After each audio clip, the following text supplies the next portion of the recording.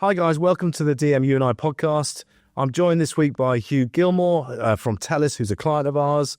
He is going to be talking about energy hubs. It's a really exciting topic. Actually, the whole UK need to know about this and understand how it works, where the problems are we going to hit net zero? All of these things are covered, so listen on. I'm joined today by Hugh Gilmour, who works for a company called Telis, and he'll tell us a bit more about that later. But I know Hugh of old. He's a nuclear expert, and he'll talk to us about that a bit later. But he also used to work at DM and spent 2 years with us, working very hard on lots of big projects, but has loads of experience across the industry. We're going to be talking about energy hubs and connections and all the complexities of that. And Hugh is the man to tell us all about that. He's also famous for going on stupid bike rides. And when he was with us, he did go on a stupid bike ride to Edinburgh back in a day or something. Well, maybe not a day, but a couple of days. Yeah. And you nearly made it. Yeah. Bar a broken collarbone, I think would have been fine. Try again in a few years' time. So Hugh, I want you just I've given a very scattergun, but maybe starting from Hinckley maybe and beyond, tell us a bit of your kind of experience. Would be really useful. Well, thanks for the invite, James. It's been great to speak to you. It's always good to catch up and see what Dalcour are up to. But so from my perspective, I'm a chartered surveyor by background. So from my sins, went to Reading University and studied land management, and then sort of went on the traditional surveying courses and through into commercial surveying initially. Then got involved in energy. Went on a secondment to EDF in the very early days of nuclear, and what was going to be a 3-month secondment turned into a 3-year secondment, and then turned into 10 years of working within the nuclear industry, and in particular focused on nuclear new build. So within EDF's portfolio, ended up heading up their land and property aspects of the nuclear new build, so looking particularly at Hinkley Point, the Sizewell project over in Suffolk, and Bradwell in Essex that we were looking at with a Chinese entity. And then after 10 years of that and seeing Hinkley really coming out of the ground and growing in earnest, I thought it was time for a change. And then I looked around to see which consultancies were doing good jobs, and that expanded my horizons, and obviously came to Dalcour and spent a couple of years leading on some of the bigger clients with Ørsted and RWE, particularly on their offshore assets and looking at what they were doing. And I've also dabbled historically with some tidal lagoons as well. So we looked at some stuff over in Swansea for a while and led on their land and property rights. So I've spent a career doing major infrastructure, energy infrastructure, and now head up the land team at Telis Energy UK. Again, focused in the energy sector, focused on major projects, and particularly, and we'll come on, I'm sure, to talk about it, a range of technologies. But at the moment, most of my days are taken up with large-scale solar. And the joys of bringing forward major developments in a sort of development consent order environment, so really large scale, hopefully turning the dial on what is a huge challenge, I think, for the UK and beyond in terms of both the climate challenge and the energy challenge that we've got. And I see it critical that those two are really interlinked, and it's how we deal with those. And that's what I spent inadvertently, I suppose, a lot of my career working within. Yeah. So I think that's quite a good way to lead into our discussion. So the bit we're looking at here is this sort of the headline of this podcast is about energy hubs, which I think will lead us into lots of little corridors of which you can go down.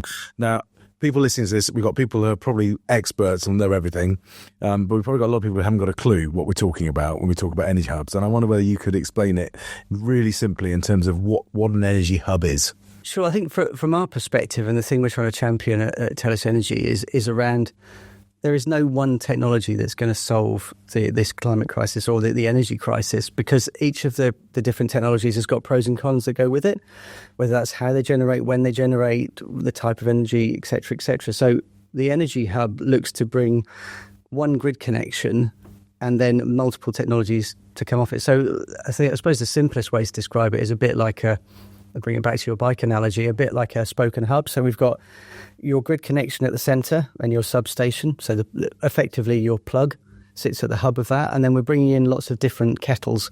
So we're bringing different technologies. So we've got some battery storage, we've got some solar, onshore wind, potentially in the long term from our business plan perspective, some hydrogen, now maybe some small modular reactor or nuclear, very in specific locations. But all of those coming back to one connection point.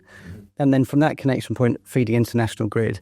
So we know the grid is hugely constrained. And if you try to connect all those technologies individually to grid, you're taking up quite a lot of space within a substation or within the grid capacity. So what we're trying to do is actually focus that energy through one connection to really build efficiencies within the grid to say, actually, let us help you in terms of some of this grid balancing, so that we're trying to provide, rather than, for example, solar's only efficient for probably 11% of the time the solar is output throughout a 24-hour period. If we bring the different technologies together, and we did some reports with Cornwall Insight into this, we get to more like a 50% plus where we're pushing energy through the system. And if you introduce the SMR, I mean, you could take that to 100%, that you're always outputting from one of your technologies. And yeah, that brings a whole different change to things. I remember this is years ago, down in the southwest, in the when people started first putting in solar farms. These were small scale, but even then the DNOs were struggling to connect because they didn't have the capacity either. But I do remember, that the discussion that you've got these valleys that are now sort of solar, and at 9 o'clock on a Sunday morning when the sun comes up, you've actually suddenly got a really good generating period going on, but there's no one who wants it. Yes. Yeah. And that's where this energy hub to me makes sense, because actually, we talk about power storage, and there's lots of ways of storing power. There's this battery, but actually hydrogen is another way. Yeah. So it's a very, at the moment, very expensive solution, because it's expensive to make it. But that I'm sure will get cheaper. Definitely, and I think there's the ways of looking at storage is the short-term storage, as you say, in that 24-hour cycle, but we've also got long-term storage. How do we store all that lovely energy we make in the summer and then use it as we need to in the winter? And that's a whole different picture, because that is either long-term battery storage or hydrogen storage, you say, locking the energy away for a long period of time. And this is a real challenge for the UK and for grid to, how do you balance the short and the long term? Certainly short-term battery storage is the way forward, and we're seeing the extension of that period of time. So a lot of batteries historically could only store power for 2 hours. So they would only discharge over 2 hours. So once they're fully charged, if they turn up the wick, 2 hours later the battery's spent, that's it, done. Now clearly there's a demand curve is much, much bigger than 2 hours. So we're seeing 4 hour, 6 hour and potentially 8 hour batteries and beyond. But that relies on the technology moving. And as with all technology, it's an alarming rate. What was great last year is the old thing now, and Mark 5 is arrived, or whatever it might be. Yeah, and that's the same with all of these technologies. I mean, if you go down to Cornwall, you see these rusty old turbines going around. They were state of the art 15, 20 years ago, and you now look at what's going up and what they produce. It's quite incredible. So we've got a new government. Yes, they're new. They're not new anymore. We can't give them that excuse. They've been in for long now, but they're very excited and keen and pushing things forward. And certainly the mood music coming out of Ed Miliband and co is very positive in terms of what they're trying to achieve. And I think if people listened, they're certainly on board with this energy hub idea. Yeah. What though do you see in a real world? Because they can say, yes, we're going to need nuclear, we're going to need hydrogen, we're going to need all the solar, we're going to need wind. But in the real world, what are your barriers? Where do we start? I think if we bring it back to my background as a surveyor, land is critical to all of this. As this plays out, we're an island nation. We're not making any more land. So the competing land use interest, I think, is going to be a continual picture for the next however many years. Clearly, government have just started the consultation on land use strategy, and I think that's going to be really interesting to see what comes out of that in the coming months. Finding the right land for the right projects in the right locations is really difficult to do. With all the balancing acts that you've got to do, we've got all the other constraints around ecology, archaeology, viewpoints, quality of land. Ultimately, we've got to live somewhere at the same time. We've got to have other infrastructure. So that competition for land, I think, is one of the first hurdles that we need to overcome. The consenting regimes are another one. Now, we're operating in the development consent order. So for those that don't know, this effectively covers large-scale projects in an energy environment. It covers the capacity, the generating capacity that you're putting out. So government have just changed that from 50 megawatts, which was very, very low. But it's why you see lots of 49.9 megawatt solar sites, because they just stay below the threshold. That's now 100 megawatts threshold. So we'll see bigger projects, but we're in a development consent order environment where the requirements on you to get that consent are huge, and the cost is huge. So order of magnitude bigger. So for a development consent order, we think end-to-end, just planning cost, irrespective of others, probably 8 to 10 million is the level of commitment that you would need to put a development consent order together. And it's very resource hungry, but it's very time hungry as well. So we're in a climate crisis. We've got the government saying clean power 2030. We want to hit decarbonisation for electricity supply by these kind of dates. Just getting through the consenting regime takes you 3 years plus to do the pre-bit and the post. And I sat in many conferences, but one that kind of I thought was quite interesting is that, if you look back at DCOs back in the beginning, it took us 2 years to get through a DCO because no one really understood what they were. And I guess people haven't got their act together in terms of trying to put a spanner in the works. Whereas now, you only have to watch the telly to see there are huge groups out there that are there, and their purpose in life is, dare I say, it's a little bit of NIMBYism, but it is to protect what they think is important to them, and they're funded, and they're there to try and slow the thing down. And I think that, to me, that is a big challenge for the government, because ultimately they're going to be the decision makers in this.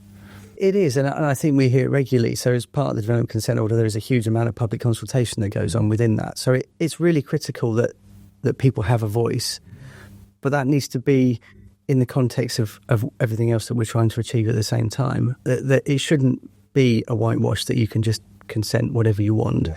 There does have to be an element of taking into consideration what your different stakeholder groups have got to say. And there's a lot of really good stuff out there, but I think we do have to be careful that we don't get derailed by the NIMBYism approach. But I think Labour government in particular have been really strong on this, and Ed Miliband repeatedly has said, we're not going to let certain groups stand in the way. We need to see development. Development will lead to growth, in the whole government narrative that's currently being pushed. So there has to be a balance. Yeah. Exactly where that sits, that's the difficult part, I think. Going back to your first blocker, as you said, was the land. And I think you're absolutely right. We are in our nation. There is only so much land.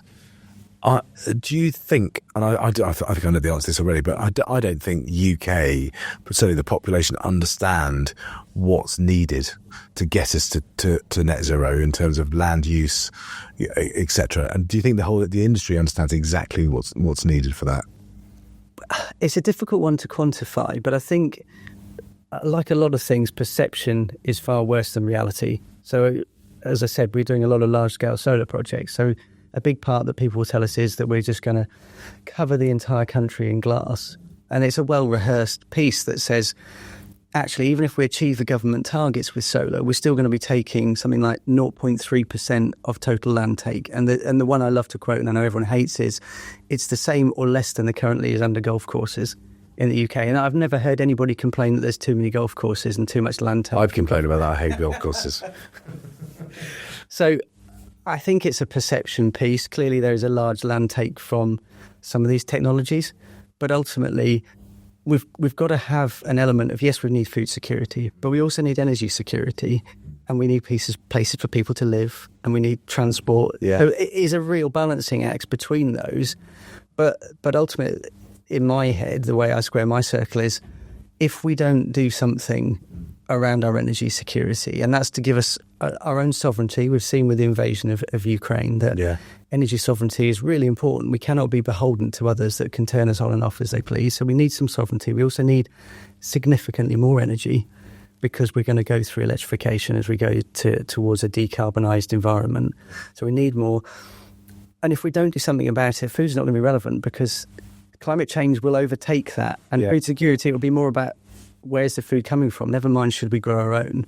So there has to be a balance. And some people will argue it's skewed completely in the wrong direction. Others will say we need to go further. But land is going to be at the heart of that. And how we balance that without literally drawing lines around parts of the country and saying, you're going to just do this and you're going to do that. I think that's where the challenge lies. I do think that we're going to get to a point, because absolutely you can see why people are getting upset. Yeah, absolutely. But I think the government, unlike probably the previous government, are going to have to make some of those decisions, aren't they? They've got to have those adult conversations with people about the priorities. Do you actually think we're going to hit the net zero target? It's going to be a challenge, and I think that's around, as we talked about, the consenting regime. Yeah. And then we've got to get actually into the physical. Someone's got to build this stuff. And if you look at the employment figures at the moment, unemployment is very, very low in the UK. Do we have the skill set? Do we have the supply chain? do we have the people to physically build all this infrastructure that we need, whether that's energy infrastructure, whether that's housing, whether that's whatever else we need to do. We need people with the right skill sets to be able to deliver that, and skilled people to bring forward and realise that. There's no point in having loads of consents. We know that the capital's available. We know that we're backed by the Carlyle Group. We know the investment is there. We know that there are numerous other entities that are willing to fund this.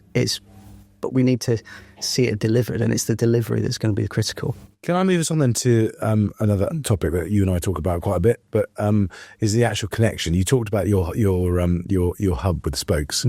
The critical part of this whole energy hub is the middle hub, the connection, which is hot topic at the moment. In fact, you're banned from putting any more in at the moment. I think no more connection agreements are going to happen in the very near future while they sort themselves. But just for people listening, can you explain the complexities and in as simple English as you possibly can? Yes. So, in terms of, because certainly your experience at Telis is quite a good one in terms of where you're at with it, but also what you think the future will look like on it as well. I think the grid bit is, I say the basic level is we need a plug to plug all this stuff into. If we don't have the plug, then we don't build anything, and it's always pointless us building because it doesn't go anywhere. And that goes for all energy technologies, effectively, whether that's renewables, whether that's coal, gas, nuclear, whatever else it might be. So historically, a quick look back, the grid queue has been very, very long. There were very low barriers to entry to get a place in the grid queue. You paid a little bit of money, you submitted your paperwork, and you were offered a grid connection. And there were varying timelines for those grid connections and varying other pieces that go with it. But ultimately, you got some connection. This has led to an explosion in the grid connection or in the grid queue, because it was originally a first come, first serve approach. So those that got in early hoped they could speculate. Some were speculating, some were hoping to build. But ultimately, grid lost track of who was doing what. And there's lots of what they call zombie projects. So projects that are sat in this grid queue that technically should be connecting in the next 5 years, 10 years, whenever else it might be. But grid have no idea whether they're real or not real, whether those investors have gone bust, whether they've got the land, not got the land. And ultimately, they're taking up capacity, aren't they? Or future plans for capacity. Grid has to plan that all of those are going to connect, because they don't know anything differently. And that's just got to an untenable position now, that they've thrown their hands in the air and said, this is absolutely ridiculous. We've now got multiples of the energy potential on the list, but we don't actually know which of that's real. So if it all came off, we would be swimming in energy and no one would have to do with it. But the reality is we know that 70-80% of that queue is not a legitimate place in the queue. So grid have gone through what they've called grid reform, and the government, through their publicly owned part of National Grid, effectively NESO, have come out with this Clean Power 2030 plan, which is what they released back in December, which starts to look at how do they shuffle this big pot that they've got sat at the bottom of the queue. How do they start to funnel that into real projects, real things that can be delivered? And so they've started to set some criteria that says to get to the next stage, you need to prove this. And one of the critical ones is land. So it's access to land, proving that you have the land that you require to bring your project forward. And that really is in the form of an option. So some kind of legal agreement that says when the developer, i.e. in this instance ourselves, is ready, we can call on the lease and take the land from them. So NESO have announced that at some point this year, probably in Q2, they will effectively make a call for evidence in what they're calling Gate 2. Yeah. And we will submit to say, this is the land that we have available and this is the capacity that we want to connect in this location. Yeah. And that's intended to try and get rid of this huge queue, to really begin to filter down to who are the real players, who are the people who are actually going to develop projects. Yeah. And therefore, they'll then do an allocation of, this is where we're going to connect you and this is the date we're going to connect you on, which then gives the certainty that we need as a developer and our investors need to really then push on with those projects. So that's a sea change in approach. Yeah. From, oh, we're in a queue, it's fine, we'll eventually get connected, don't worry about it, to actually, we've always said we're here to develop. Yeah.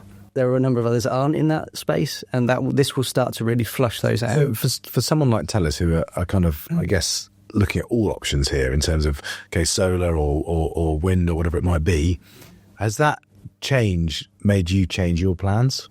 It has. It's made us really look at the way that we're doing our business model, because we've got a pipeline of projects across the country, and the way that Clean Power 2030 has worked is that they've split the country into various different regions, and they've applied the caps of effectively how much power that they want to connect of certain technologies in certain areas. So suddenly we've gone from this big blank piece of paper of connect where you want to here's region T1, and within that region we want to see X many megawatts of solar, X many megawatts of wind, and X many megawatts or gigawatts, whatever it might be, of battery. Suddenly that's made us look at the whole pipeline within those areas to say, well, actually, how much headroom is there for those technologies? If you take into account what's already been consented, what's in the public domain and going through planning, and what we might know about from being in the market or talking to landowners or just general market intel, is there enough room for our projects to fit within those regions? And so we've had to look at our whole pipeline effectively on that basis, as with all developers, to say what's fundable, what's credible, because what we want to do is go through Gate 2 and come out with certainty to say, here's your grid connection and here's your date, hopefully before 2035, which gives us something to aim for, means it's an investable project and we can go away and deliver it. That's fundamentally different to where we were 6 months ago, where it was who could get there first and who could show they were credible. Now we've got some really clear criteria, and it's made us assess, actually, we believe, for example, that the standalone battery market is pretty much saturated. Unless you're quite well into the process, our view is that it's probably not worth starting, because there is something like 7 times as much in the pipeline from a battery storage perspective as is required under the new NESO requirement. So from our perspective, we thought actually standalone battery probably isn't something we should pursue any further, because it's not something that we think is deliverable or investable from our perspective. Now, clearly there's going to be, everybody takes their own view on that, but that's where we sit with it. Other technologies, we're cracking on with. So how does that then affect the energy hub idea? Because in my head, the energy hub is a great plan, because actually you've got this connection point and you're utilising it to its max, really, aren't you? Yeah, absolutely. But if you don't have battery, so I suppose it's important to differentiate. The standalone battery is a purely grid balancing piece. Right, okay. So that the standalone batteries in all instances will take power. So if you imagine, energy is traded every half hour, all day, every day. There are people sat in offices trading energy. They will take power at low times and then sell it. Correct. So when you've got your standalone battery, you're saying, oh, look, it's middle of the day, really, really sunny day, really windy day, power price is hugely depressed.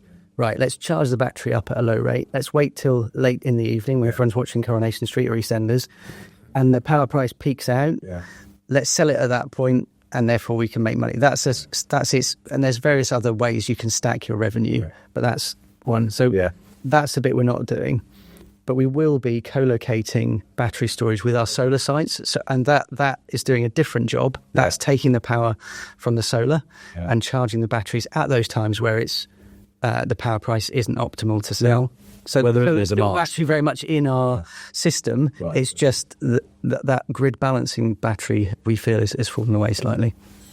Good. Okay, I want to change tack a little bit and go back in the annals of time in terms of your nuclear prowess. Oh, I don't know how I call it. Hinkley's all because of you, isn't it? Oh yes. Oh yeah. Well, let's take the credit for it. But obviously, you were there dealing with Hinkley from pretty much early doors right the way through to not completion, obviously, because it's still being built, but certainly till consenting and all that kind of stuff. The nuclear industry in my head is kind of one that, for me, it's quite exciting because it's kind of it's this tech evolution almost. There's changes happening to it all the time and all that kind of stuff. But it's one that everyone's terrified of, and it's not talked about. Out in the government do talk about it, but light touch.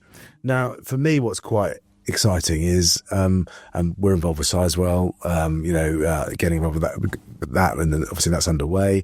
But there are also then the Rolls Royces of the world coming in with different ways of delivering that nuclear power.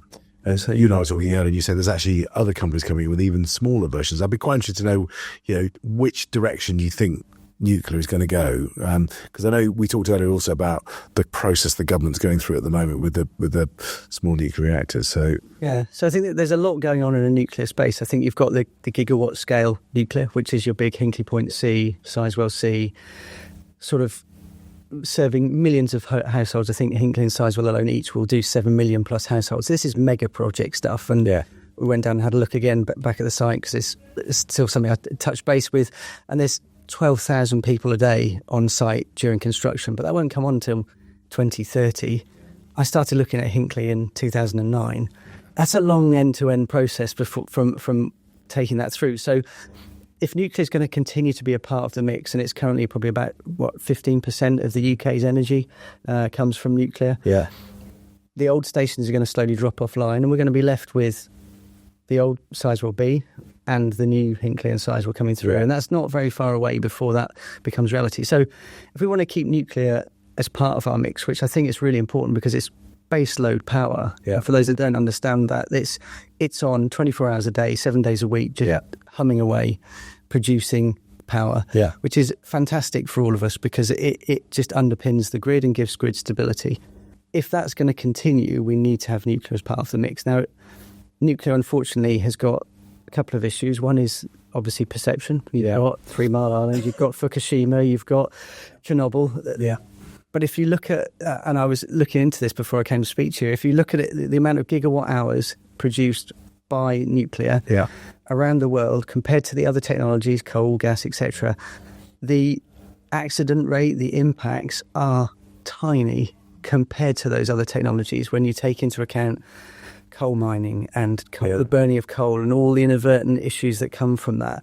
Nuclear is inherently safe, and having spent a decade doing it, I was staggered by the safety culture. I mean, it's something that I will never get rid of. I still can't walk down a set of stairs without holding the handrail because safety was ingrained in you from even being in an office level, never mind on site. So, but it's a perception. And so there's going to have to be some really strong PR around that as to how do you build that real confidence that nuclear is safe and how it works, particularly if we want to then deploy it in... If you take it away from gigawatt scale, as you touched on, things like Rolls-Royce, which are small modular reactors. So the idea is being that they are much, much smaller than something like a Hinkley Point, and they are far more deployable. And the idea being that you don't just deploy one or two, but you deploy tens or hundreds of these, both around the UK, but also worldwide. And they're very easy to deploy. They're much, much smaller. And the idea is a majority of it is made in a factory. So you get real standardization, which drives down cost, because the other big problem that nuclear has had is huge cost overruns. Yeah. So it's no secret that Hinkley Point is massively over what the original budget, to the tens of billions over budget. Yeah. Its sister station over in France, in Flamanville, was years over, and millions or billions over, and that's a real challenge. You touched on this earlier, didn't you?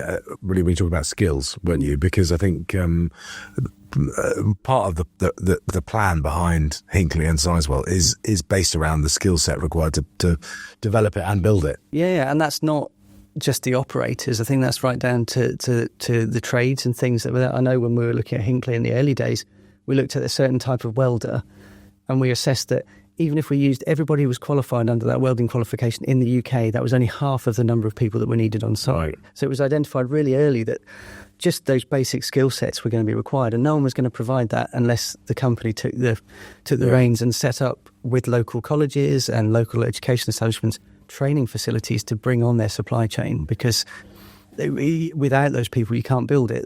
I think on all these major infrastructure projects it's easy to look at the numbers and look at the money, but none of it happens without the people. And it is, all of these infrastructure projects are some of the people that come together to build them. So that's the bit that drives this, and that's where the investment needs to be, I think, to make sure we can deliver and achieve the targets that we've set, whether it be clean power, whether it be building of any kind of description. It's AI and things are going to take us so far, but I can't see them physically building stuff just yet. Yeah, and I think if you look at even just our bit of it, I think as a business we're certainly looking at, it's not about more people. It is skilling up people, but it's also about looking at, how can we make this more efficient? How can AI help us? All those things, and I think that's the whole industry's got to look at that. But you're right, it's not the total solution. You still need the skills, and I think you and I were talking earlier about our world only now becoming sexy.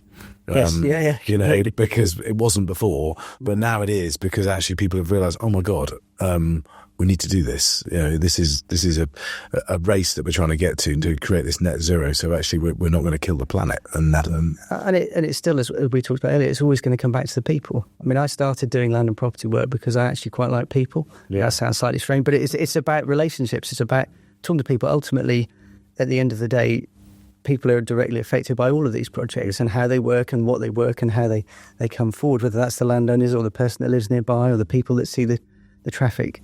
Whatever else it is, it's based around relationships, it's based around people, and that goes through project teams, it goes through the consenting process, it's woven into everything that we're doing, and ultimately that's what will get it delivered, I think. Yeah. And I think just finishing off on this, I think one thing that would be quite interesting to hear also from you is this isn't a flash in the pan exercise we're doing here. It'd be quite interesting to know what and you don't have to tell me warts and all, obviously, but just tell us his long-term view in terms of where they see the next 10, 20 years going, in terms of what their model is for that. I think a lot is based on stability. So I think that's stability of policy, and which clearly the Labour Party have come in and bolstered that dramatically. But we also know we're in an election cycle, as with all UK politics. Yeah, there will be a window where they're willing to be big and brave and bold, and then there'll be a window where they're trying to make sure they retain a next term. So we've got to maximise that opportunity with them and make sure that we push really hard to do that. Clearly there are timelines for delivery in terms of 2030, 2035 from a grid perspective, as we've just touched on. So I think that will form a big part of our business plan in terms of having projects ready, projects on the ground and delivered by that time frame. And then looking ahead to the bigger piece around the hub and model that we've got of how do we bring those other technologies in. So we're exploring onshore wind at the moment, the opportunities to bring those in. So we're keeping tabs on other technologies and how they're evolving around the hydrogen piece, around nuclear, but also being alive to the fact that we can be nimble to new technologies and new ways of working. So something else we're considering and looking at is things like data centres. So they have similar requirements that we've got and similar things around. They've got a large power requirement. There's going to be more and more of them as we use more technologies, more AI. I find it scary that when you do an AI search, it uses 10 times the amount of power it does to do a normal Google search. The more we use that, the more that's going to grow, the more that power requirement's going to be there, and how we do that in a sustainable way is going to be critical to servicing that. So all of that, I think, falls into the Telis umbrella, and I think with the backing that we've got from the Carlyle Group, they are very keen to look at that and have that long-term view in how we continue to move forward, both in the UK but also in other European services that we're looking at. Good. Well, that'll keep you busy. Just a little bit, yeah. I hope you actually do manage to get back on your bike though at some point, because that would be quite important. That's the plan, yeah. Well, you've got to maintain a level of sanity somewhere. You do. Anyway, Hugh, thank you very much for coming in today, actually. And I think, like all these things I say this to lots of people, is it'd be really interesting to get you back in a year or so and find out how you've got on with this whole, consenting process that we're about to go into and all those kind of things. But thank you for your time today. Perfect. Thank you very much. All right.